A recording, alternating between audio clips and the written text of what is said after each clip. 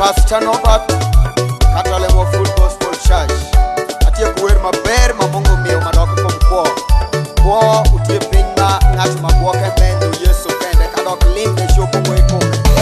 Kona kona kona kona kona we kona we kona we kona kona we kona we kona we kona we kona we kona we dakona dakona dakona dakona